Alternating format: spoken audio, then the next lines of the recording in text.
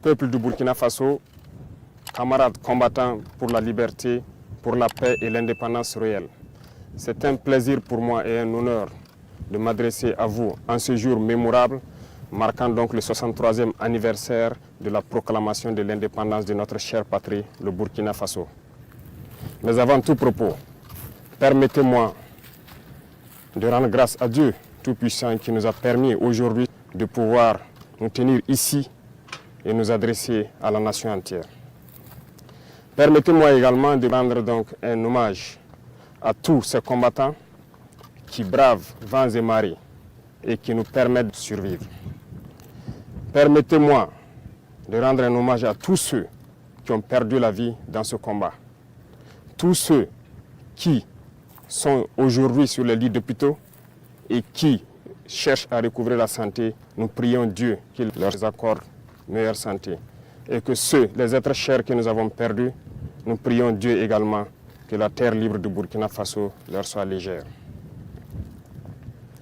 Camarades, permettez-moi une fois de plus de rendre hommage à tous ces fils et filles du Burkina Faso restés à l'arrière, qui ne ménagent aucun effort pour permettre à ceux qui sont au front de pouvoir se battre.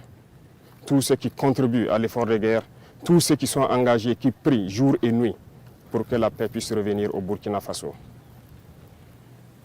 J'irai aussi mettre en garde les valets locaux de l'impérialisme qui sont à l'arrière, ici avec nous, à l'intérieur du pays comme à l'extérieur, de changer de fusil d'épaule. Parce qu'il est temps qu'on arrête et qu'on puisse voir dans la même direction et agir pour que le Burkina puisse recouvrer la paix. Nous n'allons plus dérouler le tapis rouge à ces valets locaux parce qu'il y a un temps à toute chose. Il y a de cela plusieurs années, le Burkina Faso connaît sa page la plus sombre de l'histoire. De quoi s'agit-il? Ce terrorisme qui nous est imposé, qui nous endeuille et qui nous empêche de vivre n'est qu'une manifestation violente de l'impérialisme.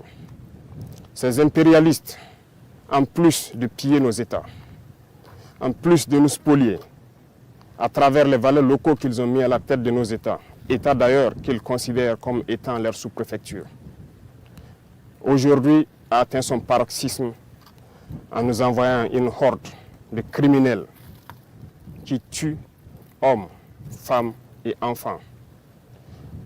Nous supposons que c'est l'apogée de l'impérialisme et du néocolonialisme. Le vaillant peuple de Burkina Faso va les accompagner dans le déclin. Il y a un an de cela, nous nous sommes offusqués et nous nous sommes révoltés contre la manière de mener cette guerre. Le peuple nous a confié une mission. Nous ne doutons aucunement de notre peuple, de sa vaillance, de sa résilience. Ce peuple qui n'abdique jamais, qui n'abandonne pas, qui fait face à l'adversité. Nous avons décidé, en toute âme et conscience, de prendre la destinée de cette patrie et de mener la guerre. Parce que la guerre pourrait durer si jamais on ne la menait pas. En témoignent ces cellules dormantes qui se sont subitement réveillées lorsque nous avons décidé d'enclencher le combat. Ces derniers jours, vous avez pu remarquer l'intensité de la bataille qui nous reconforte dans notre thèse qu'il y avait plusieurs cellules dormantes qui devraient entretenir cette guerre pendant des décennies et des décennies. En engageant cette bataille, nous avons fait appel aux fils et aux filles de la nation. Nous ne doutions point. Les gens ont répondu présent. Plus que ce que nous estimons, et aujourd'hui encore, plus les gens sont déterminés à s'engager pour la bataille. Nous remercions ce vaillant peuple d'avoir compris ce message. En plus de cela, nous avons souhaité à ce que le peuple finance sa propre guerre. Ce qui a été compris. Aujourd'hui, les gens soutiennent, appuient les forces combattantes comme ils peuvent. Beaucoup de choses sont faites, mais nous allons encore demander encore plus de sacrifices. Merci à ce peuple qui a compris que la seule manière d'y arriver, c'est de faire sa propre guerre une bonne fois pour toutes.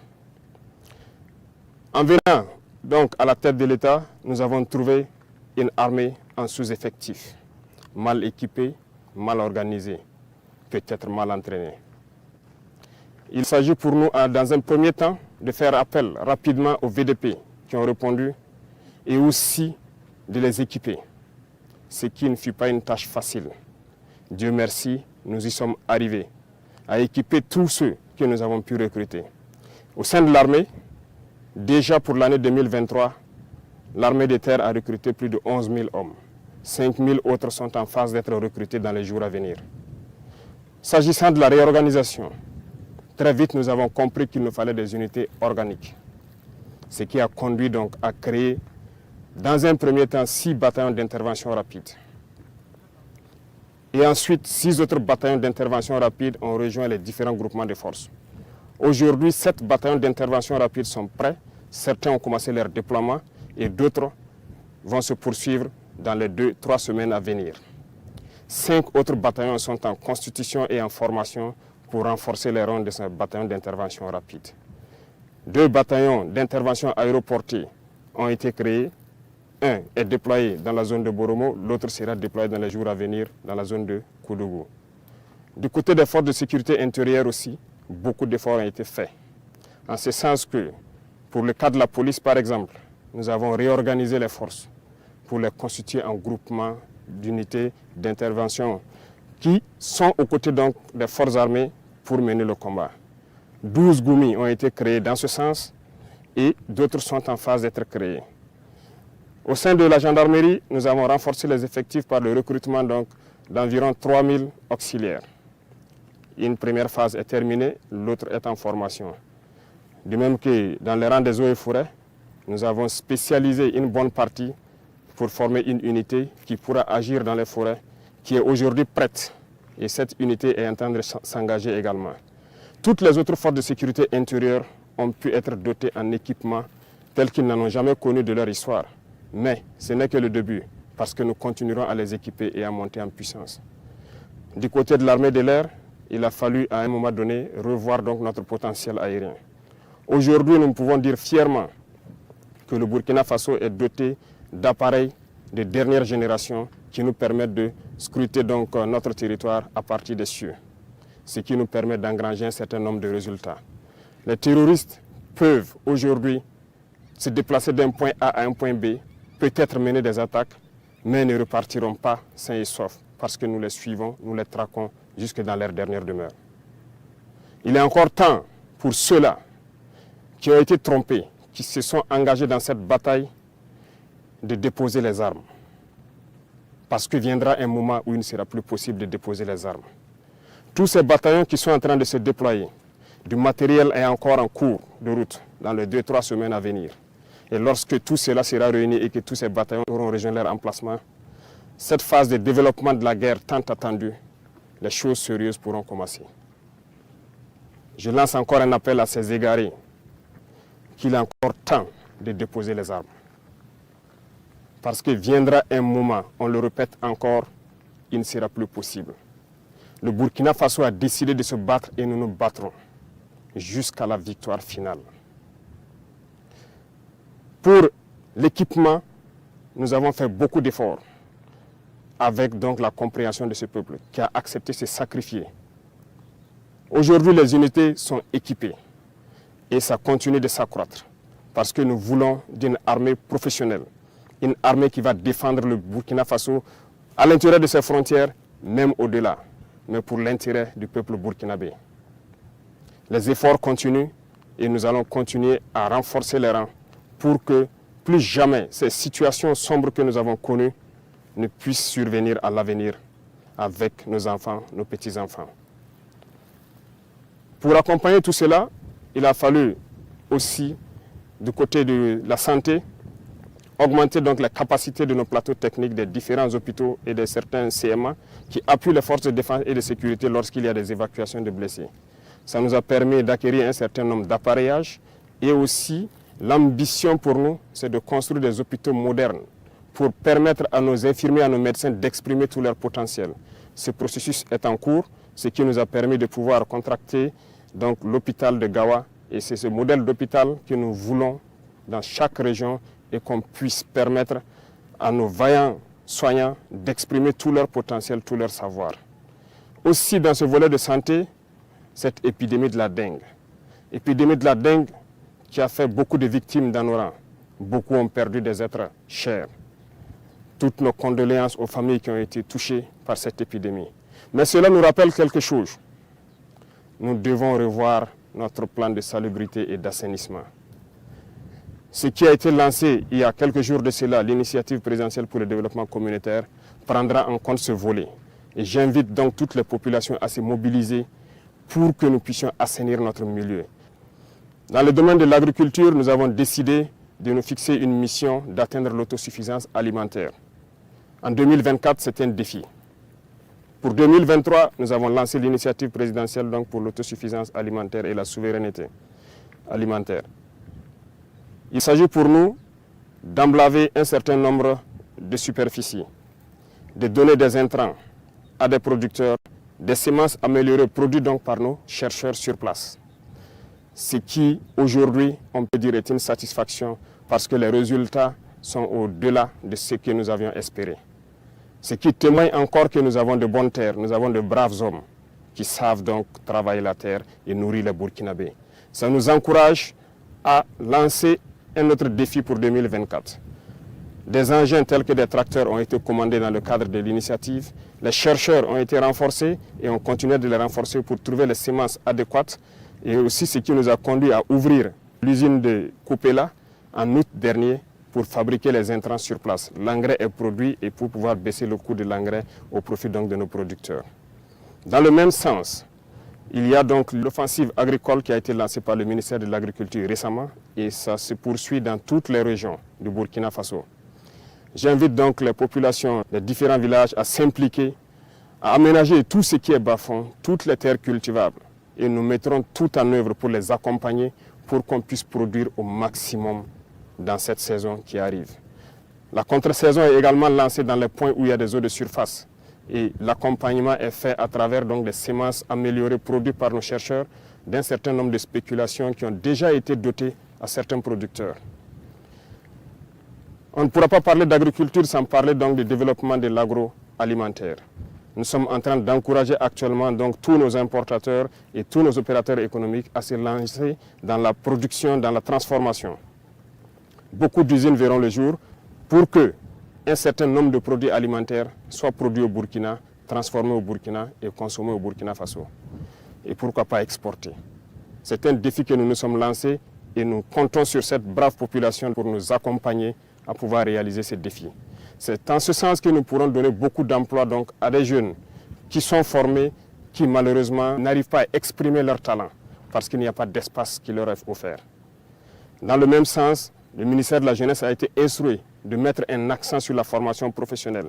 Cette mutation est en cours en fédérant donc toutes les écoles et tous les centres de formation professionnelle pour que nous ayons une meilleure vue de la formation donnée et de ce dont nous avons besoin pour le développement de notre chère patrie. Camarades, parlant donc du développement du commerce, et comme vous l'avez suivi la dernière fois, il s'est agi pour nous de faire donc une analyse de notre situation économique. Et à l'issue de cette analyse, nous nous sommes rendus compte qu'il fallait prendre un certain nombre de mesures. Et nous avons dit à compter de janvier, un certain nombre de mesures seront prises. Pas pour mettre la pression ou pour empêcher certains d'exercer leurs fonctions, mais c'est pour le bonheur du Burkina Faso. Il faut que nous créions la richesse, que nous puissions employer nos jeunes. C'est dans ce sens que nous allons développer le commerce interne. Nos commerçants qui quittent les villes vers les campagnes, nous allons encourager à ce que ces produits qui partent vers nos campagnes soient produits au Burkina Faso. Donc, nous invitons tout un chacun à prendre cette donnée et à mûrir les projets nécessaires pour que, en 2024, nous puissions donc atteindre cet objectif-là.